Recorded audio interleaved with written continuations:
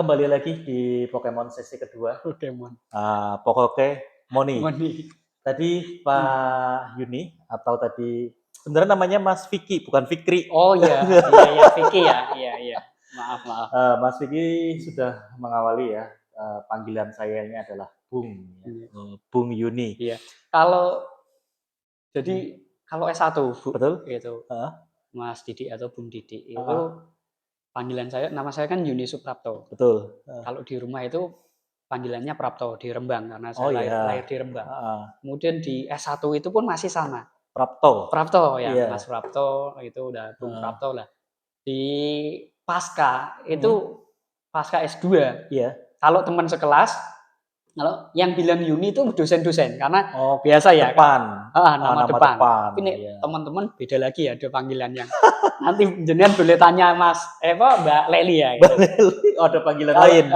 Lalu S3 karena udah teman-temannya udah bekerja ya dipanggil Mas Yuni. Di peradaban pun dipanggil Mas Yuni gitu. Kalau di rumah ya ditanya pada nggak tahu Mas Yuni tapi Mas Yuni Prapto, siapa gitu ya. nggak tahu gitu.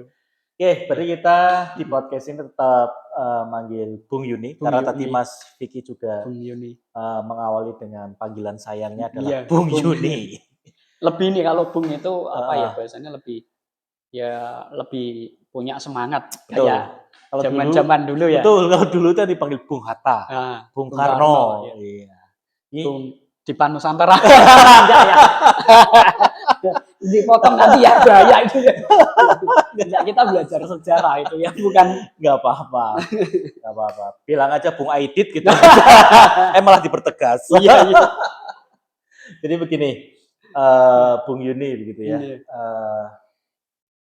Kita bicara tentang penelitiannya Bung Yuni ketika disertasi. Iya. Di S3 itu kan meneliti tentang Ma'iyah. Dalam hal ini Ma'iyah yang diteliti Bung Yuni adalah komunitas Ma'iyah yang Juguran Syafaat. Betul, di yang bernama Juguran Syafaat. CS ya, Juguran Syafaat. Tempatnya itu ada di Banyumas. Banyumas Purbalingga. Oke, Banyumas dan Purbalingga itu kan satu kawasan lah. Walaupun dua daerah tapi mereka ya masih dalam satu kawasan tetangga. Nah, tadi sudah ditanyakan Mas Vicky belum kesimpulan dari penelitiannya Bung Yuni itu apa? Belum ya kayaknya ya? Belum. Nah, ini saya tanya ini, kesimpulan dari penelitiannya Bung Yuni itu apa? Jadi kalau di Ma'iyah sebenarnya kalau Ma'iyah, tapi ini kan kaitannya akademik. Kalau di Ma'iyah tidak ada kesimpulan. Tidak ada kesimpulan ya?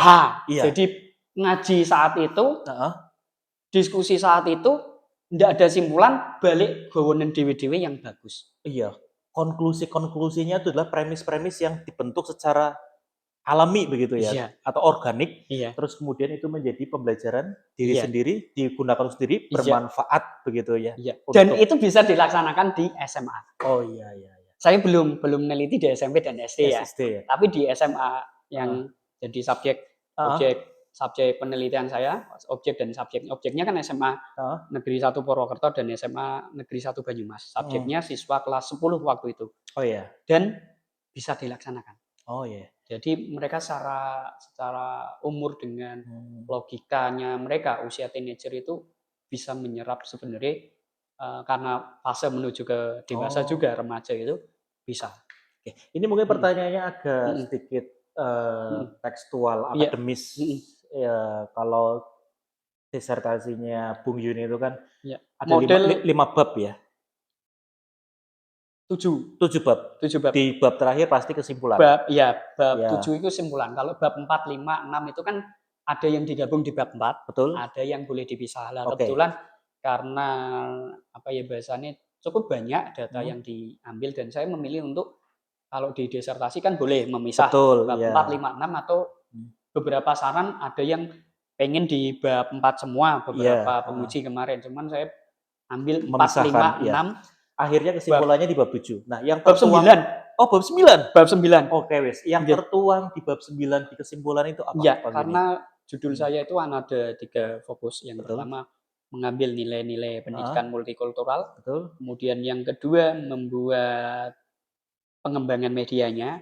Yang ketiga media itu digunakan di sekolah menengah. Oke. Jadi ada 3 fokus di situ. Yang pertama simpulannya untuk nilai-nilai pendidikan multikultural itu ada 9 nilai yang kemudian diringkas menjadi 8. Bisa 9, bisa 8, tapi di disertasi di artikel saya ada yang 8, di disertasi saya ada yang saya pecah menjadi 9. Nah, dari 9 nilai itu saya masukkan di media pembelajaran berupa webtoon. Saya bikin webtoon yang di dalamnya ada nilai-nilai Ma'iyah itu. Kemudian setelah webtoonnya jadi, itu diaplikasikan. Jadi bisa bukan hanya medianya, tapi mulai dari kurikulumnya, mulai dari RPP itu, sebenarnya saya bukan menemukan ya, saya hanya yang menemukan Ma'iyah CS. Ini disclaimer karena penelitiannya di CS ya. Nilai-nilai itu ada di Ma'iyah CS, tak bawa ke kelas dan itu bisa digunakan. Artinya model pendidikan multikultural yang ada di Juguran Ma'iyah Juguran Syafaat bisa diaplikasikan di pendidikan formal, yakni di sekolah menengah atas. Simpulannya itu. Dan menariknya adalah ini kalau menariknya adalah kalimat itu berarti bahasa Inggrisnya apa ini? Bu Yuni. Jangan tanya bahasa Inggris. Terus ya. Gimana Bu Yuni? Atau novelty-nya ya bahasanya. Yang membedakan dengan pendidikan formal yang lain. Kalau menurut saya, itu mereka terbiasa untuk menerima keberagaman sampai kepada, mohon maaf ini jarang sekali, guru atau dosen memberikan kebebasan untuk mahasiswa mempunyai suara. Jadi kebebasan berpendapat di Ma'iyah itu harus bukan harus ya, tapi selalu diakomodir. Bahwa sampai kepada kalau multikulturalnya James Bank itu kan integrasi budaya, kemudian sebentar, saya potong dulu. Ini buat para penonton Pokemon, James Bank itu siapa? Dia adalah tokoh ya, profesor kulit hitam di Amerika yang mengeluarkan teori tentang multicultural education atau pendidikan multikultural. Nah, silakan lanjut. Jadi kalau di James Bank kan ada beberapa, termasuk ada integrasi, kemudian menghargai perbedaan, cuma karena filosofinya berbeda di Amerika dengan di kita. Ya. Kalau di James Bank itu tidak sampai kepada, mohon maaf ya, perbedaan dari bahasanya usulan atau pendapat yang disampaikan oleh siswa. Nah, di Ma'iyah itu semua dihargai, Mas. Semua perbedaan itu bukan hanya sampai, mohon maaf, perbedaan pandangan politik pun itu dihargai. Sampai pada tadi perbedaan ada yang memilih belum mendapatkan jati diri itu juga dihargai. Nah, itu di kelemahan di pendidikan formal karena memang, mohon maaf ya, buat pendidikan formal ini kan memang kurikulumnya kita sama konsep pendidikannya itu jauh dari yang asli dari kita. Mohon maaf Pak Didik kan atau Bung Didik kan sedikit banyak pesantren juga kan. Tahu dari mana? Itu enggak tahu, tadi saya di BCI itu pesantren ya. Itu apa ya, bahasanya di luar akademik. Jadi yang paling kehilangan kita itu konsep pendidikan pesantren.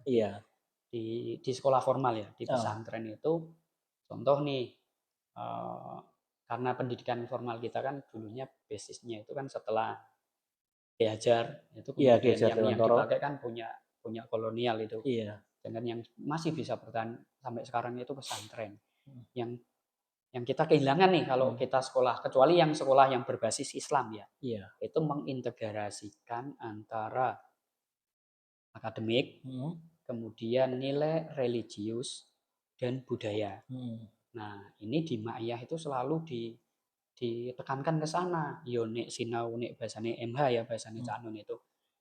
Arab digarap, Jawa digawa, Barat diruat. Artinya konsep-konsep Barat, meskipun kita punya kemarin ada mana Austria, ada Irlandia, mana itu kemarin yang pakai untuk kurikulum merdeka itu Finlandia, Austria dan lain sebagainya.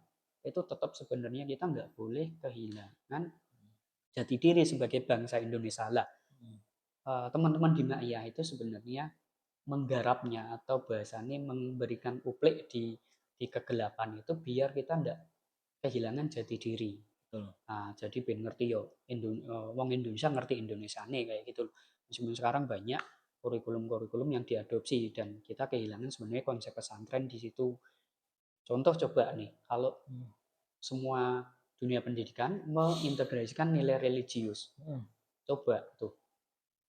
Contoh tadi baru masuk berdoa bukan hanya untuk diri kita sendiri, berdoa untuk orang tua, berdoa untuk orang lain, berdoa sampai ke untuk Kanjeng Nabi dan untuk para pemimpin kita, pendahulu kita. Itu luar biasa di situ, akan mengingatkan kita. Dan moga aja kalau dari hasil penelitian saya muncul penelitian-penelitian lagi tentang Ma'iyah dengan segmen yang banyak sekali. Ini menarik lagi bahwa teman-teman udah bergerak ke IE, Mas. Oh, jadi bisa jelaskan itu maksudnya itu? Jadi kami kalau yang simpul besar kemarin itu, ini udah berapa minggu ketiga atau minggu kedua kemarin ada apa ya istilahnya workshop dan itu gratis tentang IE, meskipun saya belum mengikuti karena kesibukan untuk kemarin ngurus ke Semarang dan lain sebagainya. Suatu ketika nanti nih ada tema yang saya minat, pasti saya ikut. Nanti tak share. Itu menarik loh. Workshop, artificial intelligence, kemudian ekonomi juga gratis loh. Di mana itu? Ada. Nanti di share ini di jamaah Ma'iyah. Boleh. Jadi itu gratis. Iya. Adapun kontribusi itu enggak biasanya itu patungan, bantingan tahu jenengan. Nek istilah Jogja itu bantingan. Iya. Sini patungan, cuman patungan itu seininya kita mau donasi berapa gitu. Enggak ada tarif. Bahkan non saya enggak donasi pun enggak apa-apa. Bisa ikut dan mana ada kalau kita orang-orang akademik kayak orang neliti ra ono danane kan enggak mungkin lah. Kan ajar Basuki mau mobil. Cuma ya enggak. Gitu. Nah, ini menyambung yang tadi kita bicarakan, Bung Yuni. Ini memang diawali dari risetnya atau penelitiannya Bung Yuni tentang Ma'iyah, dalam hal ini adalah Banyumas ya, Banyumas Purbalingga, CS itu. Ekskarasidenan berarti ya. Nah, pertanyaan selanjutnya begini, Bung Yuni. Kira-kira manfaat Ma'iyah ya bagi bangsa Indonesia itu apa menurut Bung Yuni? Manfaat adanya Ma'iyah itu buat bangsa Indonesia yang ibaratnya dari Sabang sampai Merauke itu kan memiliki berbagai macam khasanah kebudayaan. Terus kita juga terdiri dari berbagai macam etnis, bahasa kita juga banyak, kekayaan kebudayaan dalam hal ini seperti contoh hal-hal seperti bahasa daerah, pakaian adat, kebiasaan norma termasuk begitu, aturan yang tidak tertulis. Terus kemudian sampai ke kuliner bahkan makanan dari Sabang sampai Merauke itu juga. Ini kan ibaratnya memang negeri kita negeri yang sangat gemah, ripah, loh, jinawi, surga begitu ya. Bahasa Inggrisnya apa? Paradise given. Ini manfaat dengan kondisi bangsa Indonesia yang seperti ini ya, sumber daya alam yang begitu melimpah tetapi kok masih gini-gini. Masih gini-gini aja. Ini manfaatnya buat bangsa Indonesia dalam sudut pandangnya Dr. Bung Yuni ini seperti apa? Monggo Bung Yuni. Jadi ini disclaimer juga karena menurut saya yang ikut di Ma'iyah sebagai jamaah di Galufinasi, dan kalau boleh disebut jamaah yang bahasanya lebih besar ya jamaah Ma'iyah gitu. Bahwa adanya Ma'iyah itu yang ini oleh Cak Nun itu sedikit banyak memberikan kontribusi, kalau bahasa saya itu cahaya, kuplik, kalau bahasanya teman-teman ceplek itu. Kalau di Brebes mungkin ceplek gitu ya. Damar lah gitu. Ya, damar di kegelapan di Nusantara. Artinya ya kita melihat bangsa Indonesia itu sekarang ya kondisi bangsa saat ini kan tidak sedang baik-baik saja. Iya, tidak sedang baik-baik saja. Nah, adanya Ma'iyah yang ada di Banyumas itu sedikit banyak memberikan apa ya bahasanya kontribusi untuk menemani rakyat sing kelangan nuplek. Oh, iya. Kelangan Kehilangan. nuplek itu dalam arti seperti ini. Kalau kemarin saya nganune bahasane Mas Mojok itu. Iya. Mojo.com. Mojo.com. Iya, itu penggemar MU. Iya. Itu kan Agus Magelangan. Kalau satunya kan AS Roma. Oh, iya. Nah, yang ownernya atau yang miliki Mojok kemarin kan kebetulan ini Mas tanggal 27 kan Mbak Nun atau Cak Nun ulang tahun. Kalau nggak salah 27 ini Mei. Pokoknya bulan Mei. Seingat saya 21 atau 27. Nah, kemarin persembahan dari Mas Putut yang punya Mojok bahwa ada nih Ma'iyah. Ini kalau menurut Mas Putut, terus saya kutip dan saya merasakan sendiri bahwa Ma'iyah itu nemeni atau bahasanya ngancani membersamai masyarakat yang nggak punya privilege.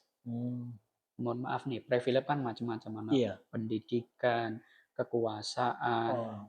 Nah, ini ditemani oleh Ma'iyah. Nah, kenapa sekarang muncul konsep-konsep yang mirip dengan Ma'iyah? Itu malah lebih bagus daripada nggak ada. Mohon maaf nih, saya termasuk orang nggak punya privilege di dalam hal pendidikan. Mohon maaf, privilege-nya tetap ada privilege. Kita nggak boleh bilang bahwa nggak ada privilege. Tetap ada privilege, cuman dalam arti orang tua itu membiayai saya S1 kemudian S2 dibiayai oleh orang tua. Cuman dari kecil itu mencari sendiri jati diri saya itu pengennya kemana. Ada banyak orang yang nggak punya privilege kayak seperti contoh saya tadi bahwa saya nantinya ke dunia pendidikan ini mencari sendiri, tapi ada yang sudah ditoto gitu.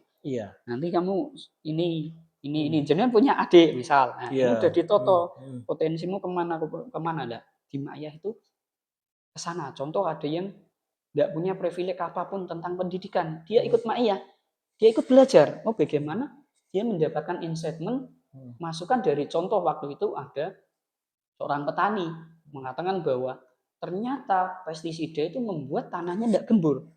Terus ada lagi yang usaha WiFi, mereka akhirnya terbuka wawasan bahwa ada yang kemarin di 2021 saya bilang tadi anak muda bisnis kripto.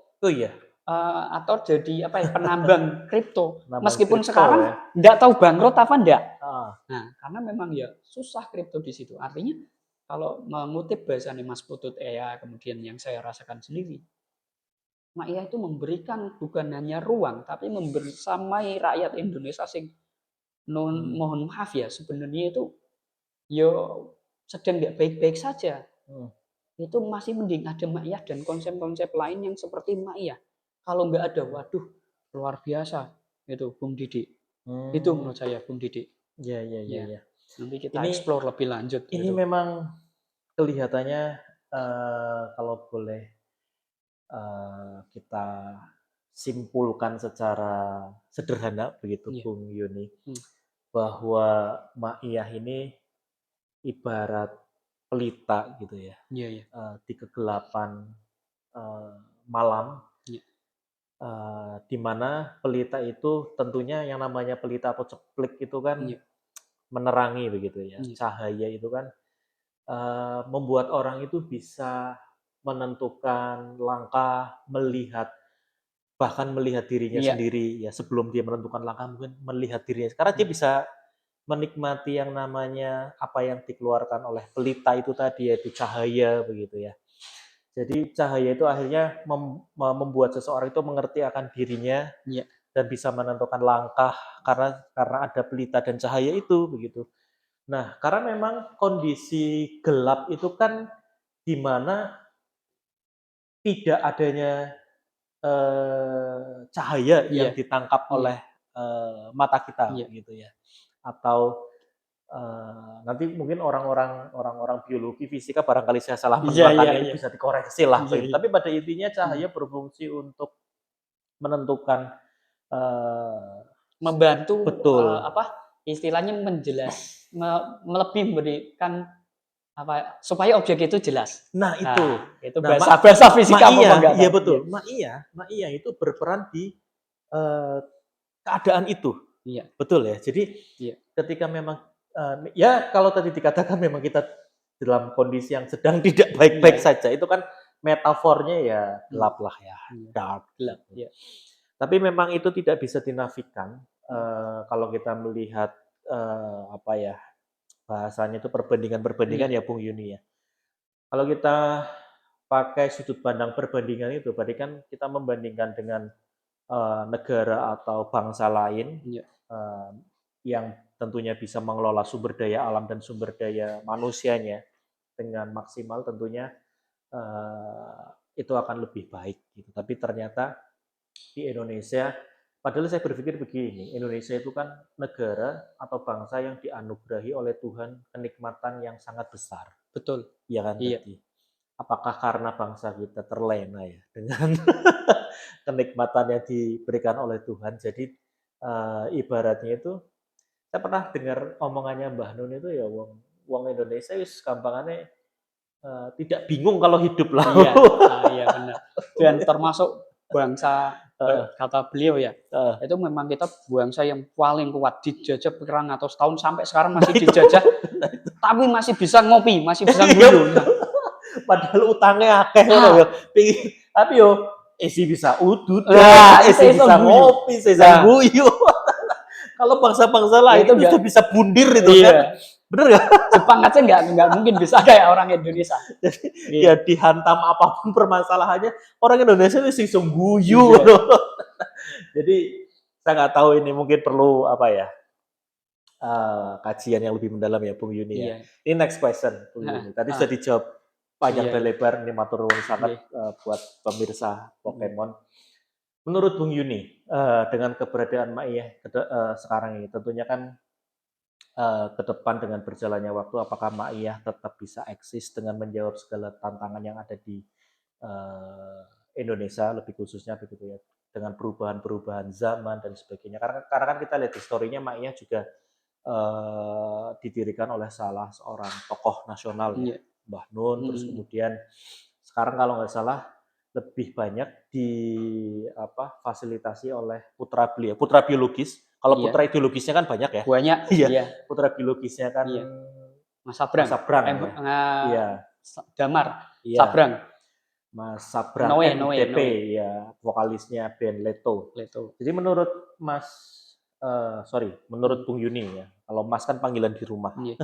Menurut Bung Yuni, apakah Ma'iyah bisa mempertahankan eksistensinya dengan berbagai perubahan zaman atau tantangannya? Ini subjektif juga karena ini kan tadi kebetulan disertasinya kan di Ma'iyah CS. Iya. Kalau saya itu tergantung dari jemaahnya masing-masing. Iya. Dan waktu Silatnas terakhir di 2024 atau 2023 saya kelupaan 2024 kayak kemarin pas ke Jogja itu Mas Sabrang juga pesen Gus Noe itu bahwa Ma'iyah ora ono Ma'iyah itu pun gak apa-apa, tetap donyo, artinya donyo itu tetap berjalan. Ono Ma'iyah juga ya sidik banyak punya manfaat.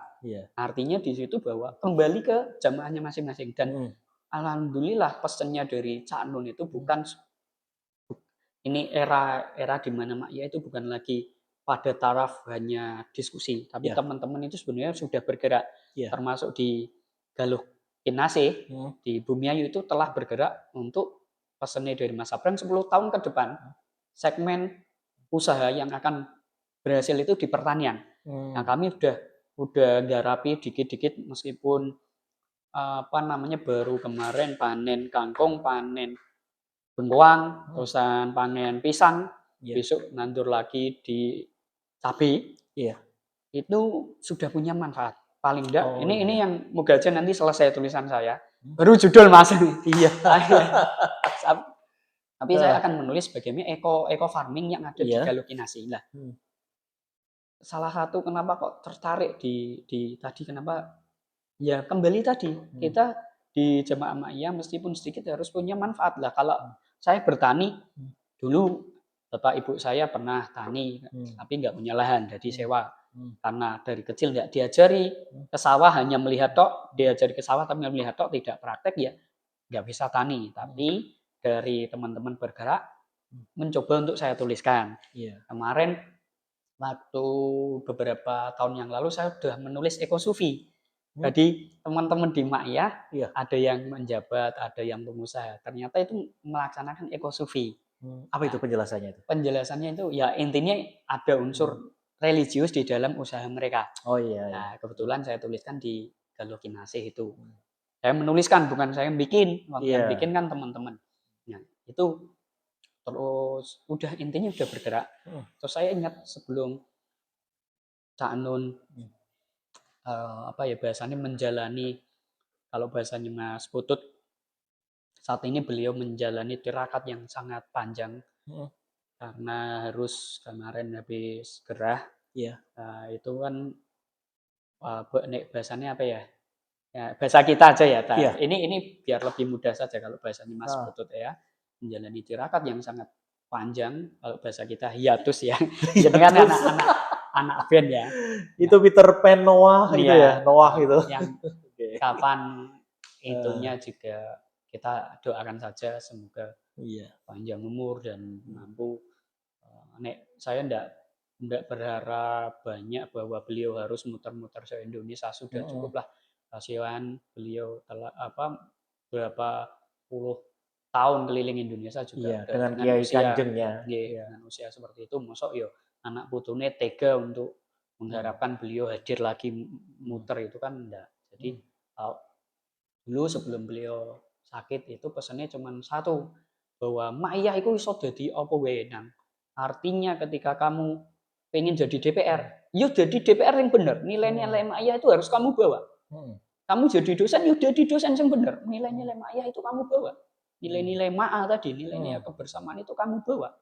Karena apa? Yang iso bahasanya memberikan kita selamat ya ketika kita eling Tuhan, ketika kita punya role model Kanjeng Nabi, dan kita eman terhadap sesama. Karena Tripusat tadi. Jadi itu pesan yang masih saya ingat. Dan ini kalau nggak tahu masih ada lagi nggak pertanyaan, kalau tadi pesan untuk apakah Ma'iyah akan secara secara organisasi, wong kita itu juga bukan organisasi. Saya sempat melontarkannya lagi. Ada yang melontarkan seperti ini, Bu, ada KTA. Ya kita memang nggak ada KTA, wong kas aja 0. Gitu. Di sini jenengan kan kadang ikut juga ya. Bung Didik di Poci Ma'iyah. Di Brebes, ini Cirebon ada Cirebes ya. Dan ya menurut saya konsep-konsep nilai-nilai Ma'iyah itu masih ada. Apakah nanti akan keberlanjutannya gimana? Kalau menurut saya nilai-nilai itu masih ada, dan konsep dari pengajiannya masih ada. Termasuk, mohon maaf, ada kemarin ST-nyel ya, Sabilu Taubah, itu juga konsep bahasanya Ma'iyahan, meskipun bukan terafiliasi Ma'iyah, wong kita bukan organisasi. Banyak kok. Terus di UGM kalau kemarin saya lihat Mojok itu ada kajian filsafatnya siapa itu? Farudin Faiz. Iya, itu keren itu. Dimanapun, di Masjid Jenderal Sudirman. Dan dimanapun ternyata gelombang itu, kalau kayaknya subjektif menurut saya, gelombang-gelombang Ma'a tadi itu buah dari perjalanan Cak Nun dan Kiai Kanjeng dan teman-teman Ma'iyah di seluruh Nusantara, bahkan seluruh dunia, itu sampai ke masyarakat. Dan ini menarik nih. Gimana? Satu lagi, saya kelupaan, mohon maaf. Iya, monggo. Ada di bukunya ini Syekh Nur Samad Hamba almarhum. Itu enggak tahu nanti nganunya ke teman-teman atau abah-abah yai ya, jangan tanya ke abah-abah yai. Kalau saya kan karena baca tok ya di bukunya Syekh Nur Samad Hamba, bahwa Ma'iyah adalah sebuah perkumpulan atau organisasi atau bahasanya komunitas atau masyarakat yang sengaja disembunyikan oleh Tuhan. Artinya nek wis menjadi jamaah Ma'iyah ya siap ora dadi apa-apa, siap ora oleh apa-apa, dan siap tidak menjabat apapun. Dan mohon maaf, itu ditunjukkan langsung oleh Mbah Nun, oleh Iya. Cak Nun, bahwa beliau sangat, mohon maaf sih, Iya. jadi presiden menurut saya itu bisa, tapi beliau tidak melaksanakan itu. Ya intinya jadi ketua umum partai aja bisalah Wah, begitu. bisa banget. Tapi beliau enggak. Iya. Terus ya itu saya selalu ini yang saya pegang ya, selama ini yang saya pegang dari saya Nur Samad Kamba, terus beberapa role model dari Mbah Nun dan teman-teman di Maya, bahwa ora dadi apa-apa iku ora sapa-sapa ora apa-apa, ora dadi apa-apa ora apa-apa, pokoke intine nggak jadi apapun itu enggak masalah. Iya. Itu kalau yang saya ambil, karena tadi kan kalau kamu udah menjadi jamaah ma'iyah, kalau kata Syekh Nur Samad Kamba di bukunya, bahwa karena ini sebuah masyarakat atau komunitas yang sengaja disembunyikan oleh Tuhan, ya berarti awak dhewe tidak kelihatan pun itu tidak masalah. Iya, iya. Dan itu menjadi sebuah pagar di saya, bahwa itu untuk tetap membumi gitu. Iya, iya. Mau nanti ke depannya seperti apa, ya harus tetap membumi. Gitu. Oke. Ini kayaknya sudah banyak ya, tapi ini satu pertanyaan lagi. Iya. Ini mohon izin Bung Yuni. Iya. Ini satu pertanyaan terakhir, the last question ya. Iya. Tapi tidak ada hubungannya dengan penelitian dan risetnya atau risetnya Iya. Bung Yuni ya. Tapi ini berhubungan dengan sesuatu yang saya ketahui ini adalah sesuatu yang Bung Yuni sukai. Apa itu? Atau Bung Yuni itu paling tidak mengamati inilah begitu. Karena suka kan pasti mengamati. Iya. Ini tahun ini menurut Bung Yuni untuk musim ini tuh Real Madrid bagaimana? Wah, ini mau jawaban Maya atau jawaban? Ini pertanyaan terakhir pamungkas ini, pertanyaan pamungkas. Monggo Bu Yuni. Jadi gini ya, saya udah punya lisensi. Kalau SSB pernah ikut, cuman sebagai pemain enggak pernah ya. Tapi ini ikut mazhabnya Bung Towel atau mazhabnya Coach Justin ini? Iya, Bu Yuni. Saya apa? Jawa Timuran. Jawa Timuran. Arema. Kalau calon bonek, saya Arema. Arema ya. Oke. Lanjut ini mengenai musim ini bagaimana? Karena saya juga. Jenengan siapa? Ya sebenarnya Italia atau Madrid? Ya sebenarnya dulu itu saya juga penggemar berat Real Madrid sebelum ini ya pergantian sesi kehidupan lah. Oh iya.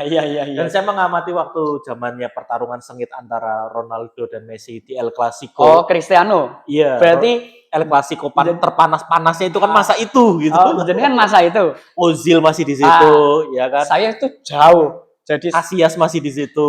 Kalau jenengan kan berarti debat God ya? Iya, berarti waktu zamannya Vigo mulai mengamati ya? Vigo, Roberto Carlos, terus masa Beckham ya? Iya. Itu pertama tahu Iker Casillas dari PS1. Kenapa tiap main PS1 strikernya Roberto Carlos? Kipernya Iker Casillas ya? PS1 yang masih kotak-kotak pemainnya. Bantu itu. Gimana ini pandangannya tentang Real Madrid musim ini? Jadi Real Madrid itu saya kan ngefan ya. Terus punya cita-cita moga aja di Jabah bisa nonton di Santiago Bernabeu. Amin. Kalau taman delok tiket sama perjalanannya paling enggak harus mengantongi 40-an juta wis kayak umroh ndak. Umroh. Enggak apa-apa. Nanti ke Spanyol sekaligus napak tilas tentang Muhammad Al-Fatih mungkin. Iya, sama Ibnu Rus saya. Iya di situ.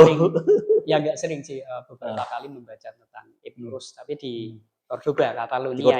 Iya, Barca itu rival kita itu. Nanti kalau menurut saya kalau mau sabar, maksudnya fan-nya itu mau sabar. Iya. Dengan pelatih yang baru, Xabi Alonso, pemain yang baru bisa bersaing. Asal mau sabar. Florentino Perez pun presiden, karena Xabi Alonso bermain dengan skema dan beberapa kali mulai dari coach sebelum Ancelotti, setelah Ancelotti terusan Zidane, terusan coach itu yang pakai skema itu, terusan balik Zidane lagi, terus balik Ancelotti lagi. Itu ada beberapa kali Real Madrid menggunakan skema. Itu kesusahan karena pemainnya mohon maaf pemain bintang semua. Betul. Dia diajak untuk main skema dengan kerjasama. Itu butuh proses. Kalau menurut saya butuh proses ya. Artinya butuh proses itu ya harus adaptasi. Iya. Gitu. Dan kelihatannya mampu bersaing karena datang yang sudah pasti ya. Wilson, Carreras, terus Alexander Trent Arnold lah. Kemarin kita kesusahan karena nggak ada Toni Kroos. Karena pensiun. Nah, ini ditutup lagi dengan Toni TAA. Kroos juga sudah terlalu. Siapa? Toni Kroos juga sudah terlalu ini usianya. Sebenarnya usianya masih mampu bersaing untuk gelandang usia 30-an tahun masih. Cuman ya tapi kan ketat kalau di Madrid. Iya, di Madrid ketat. Terus kontraknya itu kalau udah usia 30 ke atas itu diperpanjang setahun. Nah, kemudian dari Toni Kroos nggak ada, sudah diganti TAA. Namun kita kehilangan Luka Modric. Luka Modric itu lebih ini lagi. 40 tahun tahun ini. Lebih senior itu banyak senior itu. Ini pensiun. Iya. Sekarang malah pindranya ke ATM. Hah? ATM kan Modric itu? Belum. Oh, belum. Isunya mau ke ATM. Belum, isunya saya belum dapat. Atau isunya kabar. Mau ke ini Arema. Arema nggak punya uang. Nggak punya. Apalagi PSIS. saya dulu snack itu. Iya benar. Zaman S1, S2 snack ada apa? Panzer biru sama snack. Disclaimer dulu, snack itu adalah fansnya supporter Semarang Extreme. Iya, namanya snack. Ini biar penonton tahu. Lanjut. Iya. Bukan snack bukan jajan, bukan. Lanjut. Degradasi kita. Iya. Nah, Real Madrid terus nanti isunya kan dia masih sudah deal 100 juta euro. Iya. Tapi enggak tahu pemainnya siapa. Tapi ini saya pengennya kalau pengen event ya, itu ada jenderal lapangan tengah. Kalau enggak Enzo Fernandez Chelsea, siapa itu Angelo Styler itu, atau McAllister dari Liverpool. Nah, posisi Mbappe gimana itu kira-kira? Mbappe masih bisa bertahan. Bisa bertahan. Bukannya kritikan dari jurnalis dari dalam negerinya juga lumayan ke Mbappe tuh. Itu kemarin, sekarang dia top skor, Bung. Oh gitu ya. Mbappe itu tinggal nanti malam main pukul 9 kalau dia ngegol 1, dia top skor Eropa. Sepatu emas pasti di Mbappe. Saya yakin sepatu emas di Mbappe. Nah, kalau striker itu kalau mau beli, enggak tahu nanti yang dibeli apakah gelandang tengah ataupun striker. Ya sebenarnya yang cocok itu Erling Haaland atau Benjamin Sesko. Erling Haaland Liverpool bukan? City. Oh, City ya. Manchester City. Oh iya. Kita enggak tahu nih ngambilnya banyak dari Inggris ya. Nah, kita enggak tahu apakah nanti ambil gelandang atau dua-duanya gelandang plus depan. Iya. Tapi kalau melihat Nico Williams saya rasa jangan. Soalnya di posisi kiri itu udah ada Mbappe, ada Vinicius, ada Rodrigo. Rodrigo kan katanya hengkang mau dibeli Arsenal. Ini berarti kan pelatihnya masih Ancelotti ya, Mas? Ancelotti udah enggak. Oh, sudah enggak. Siapa? Beliau melatih timnas Brasil. Sekarang sampai Alonso. Alonso. Mantan legend. Mantan legendnya Madrid. Kenapa Alonso tidak melirik striker yang mumpuni ya, seperti Ole Romeni misal? Beda lah itu. Kan kalau masih kalau Ole Romeni masuk ke enggak masuk. Belum masuk, belum kelas A.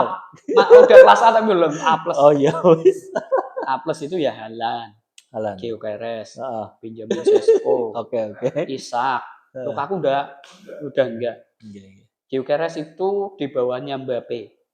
Tapi secara ngegolnya itu banyak Gyökeres. Cuman dia juga mainnya dari sisi kiri. Sedangkan kiri udah ada salah satu winger kiri terbaik kan Vinicius sama Mbappe.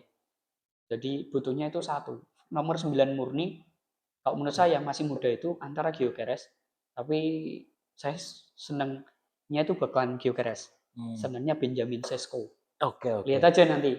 Ini musim ini kan memang tidak ada trofi ya? Ada. Jenengan ini kemakan ini jecul itu ya. Apa trofi apa? Satu, kita itu dapat Glove of Century. Jadi selama satu dekade atau satu century di abad 20 hanya Real Madrid yang paling hebat. Itu belum di abad 20 ya, yang dapat baru Real Madrid.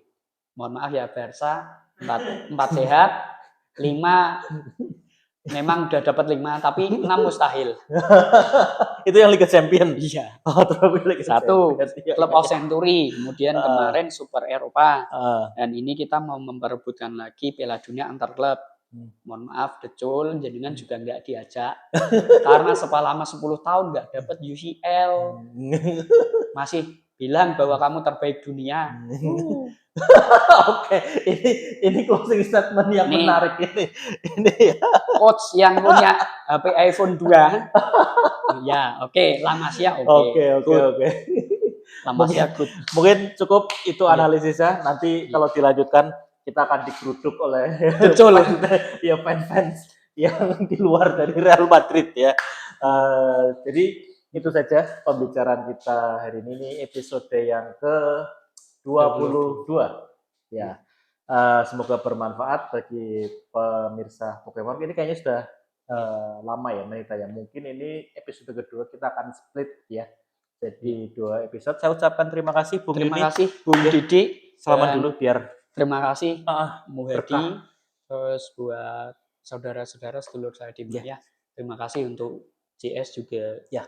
Terima kasih sudah diberikan ruang untuk penelitian dan buat para teman-teman, buat para sesepuh, saya mohon maaf ketika ada beberapa hal yang mungkin kurang berkenan di hati panjenengan semuanya. Oke. Gitu. Dan sebelum ini ditutup ya, sebelum ditutup mau apa ya, lupa intinya yang kita sampaikan tadi, kita diskusikan itu nek ono sing apik ya digawa, nek enggak ada ya enggak usah dibawa gitu. Ambil aja yang baik, kalau ada yang jelek ya silahkan dibuang lah. Iya.